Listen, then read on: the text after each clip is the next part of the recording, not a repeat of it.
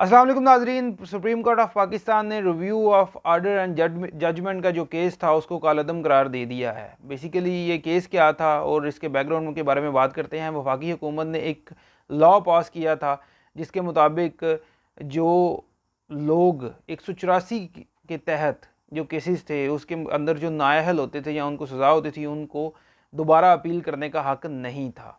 मगर वफाकी हुकूमत जो थी, जो कि साबका हुकूमत PDM की थी, उन्होंने एक लॉ पास किया था। उसके मुताबिक उस लॉ के मुताबिक ये था कि उनको दोबारा जो है वो अपील का हक़ मिल जाएगा।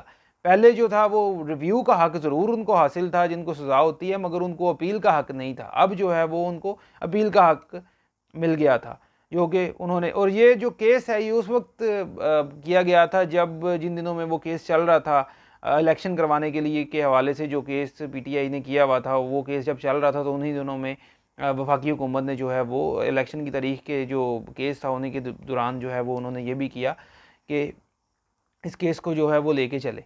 अब बेसिकली बताया ये जा रहा था कि इस केस का जो सबसे ज़्यादा फ़ायदा होगा वो नवाज़ शरीफ और जहांगीर तरीन को होगा।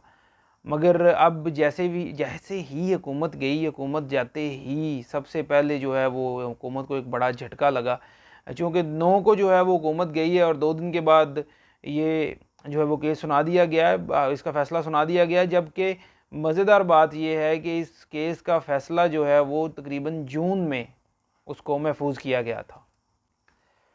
और फैसले के अंदर जो ये बात आई थी कि जो हुकूमत की जानिब से ये जो लॉ पास किया गया था उसमें ये भी बताया गया था कि भाई अगर एक 3 जजेस के बेंच ने अगर ये फैसला सुनाया है नाअहली का किसी के लिए, तो उससे बड़ा बेंच बनेगा उसकी अपील के बाद जब वो दोबारा अपील करेगा। मगर ये वाला सारा फैसला जो आया था वो सुप्रीम कोर्ट ने उसको कालअदम करार दे दिया है।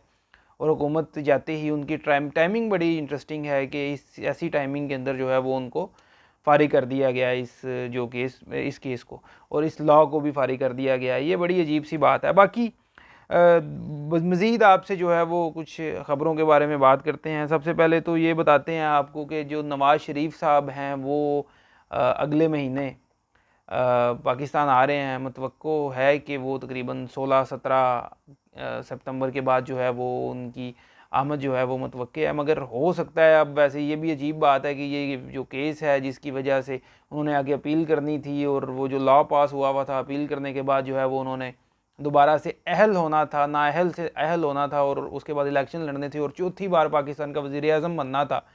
तो नवाज़ शरीफ साहब जो है वो वापस आएंगे या नहीं आएंगे अब इस बात का नहीं पता, मगर हो सकता है आ ही जाएँ, क्योंकि आ तो वैसे वो बड़े अरसे से रहे हैं। अभी आ जाएंगे, कल आ जाएंगे, परसों आ जाएंगे। बहरहाल एक और ख़बर है जी कि निगरान वज़ीर आज़म जो हैं वो उनका फ़ैसला अभी तक नहीं हुआ।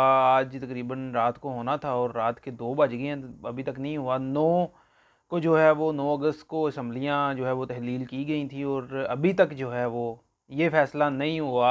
2 दिन गुजर गए हैं। वैसे 3 दिन का टाइम होता है, ये बताया जाता है कि असम्बलियाँ तहलील होने के तकरीबन 3 दिन के अंदर अंदर जो है वो निगरान वज़ीर आज़म का जो है वो इंतखाब होना ज़रूरी होता है और उनका ऐलान होना ज़रूरी होता है। और अब ये देखें कि पाकिस्तान की बदकिस्मती देखें कि राजा रियाज जो हैं वो आज पाकिस्तान के अपोजिशन लीडर हैं और उनका जो है वो उनका मुलाकात नहीं हो रही वज़ीर आज़म इमरान सॉरी वज़ीर आज़म शहबाज शरीफ के साथ। और शहबाज शरीफ साहब, वैसे शहबाज शरीफ साहब को तो वज़ीर आज़म जो है वो बहरहाल लाइटर नोट पे, तो शहबाज शरीफ साहब जो हैं वो उनकी मुलाकात नहीं हो रही थी तकरीबन पिछले 3-4 दिन से। और आरिफ अलवी साहब ने जो है वो आज एक ख़त भी लिखा है उनको, और ख़त पे हाथ में जो है वो ये बात कही है कि भाई 3 दिन के अंदर जो है वो आपने ऐलान करना था, मगर अभी तक आपने ऐलान नहीं किया निगरान वज़ीर आज़म का, तो प्लीज़ जो है वो इसके ऊपर करें। आप भूल तो नहीं गए कहीं पे? तो आगे से जो शहबाज शरीफ साहब हैं उन्होंने उस बात का जवाब देते हुए कहा है कि भाई आप भूल रहे हैं कि अभी तक मैं वज़ीर आज़म हूँ और 8 दिन तक असम्बलियाँ तहलील होने के बाद भी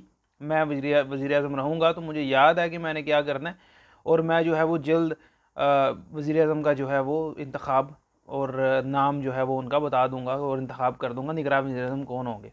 अच्छा, एक जो है वो बात ये है कि एक बड़ा नाम जो है वो अब निगरान वज़ीर आज़म के लिए जो है वो दौड़ में शामिल हो गया और वो नाम है चेयरमैन सेनेट सादिक संजरानी साहब का। उनका नाम आ गया जी और उनका नाम जो है वो उनका घोड़ा है, उनके नाम का जो है वो बड़ी तेज़ी से भाग रहा है।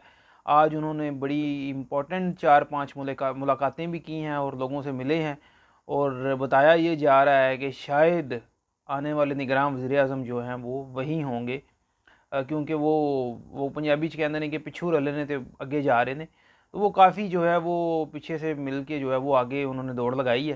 तो देखें, बहरहाल अभी तक जो है वो रात के तकरीबन 3 बज रहे हैं और अभी तक जो है वो किसी किस्म का कोई अभी नहीं आया। वज़ीर-ए-आज़म शहबाज शरीफ साहब ने जो इशाइया दिया हुआ था वो भी ख़त्म हो चुका है। जो उनके जो सारे इत्तेहादी थे वो हुकूमत का, उनको इशाइया दिया हुआ था वो भी ख़त्म हो चुका है, मगर अभी तक निगरान वज़ीर-ए-आज़म जो हैं उनका इंतखाब और नाम जो है वो सामने नहीं आ सका।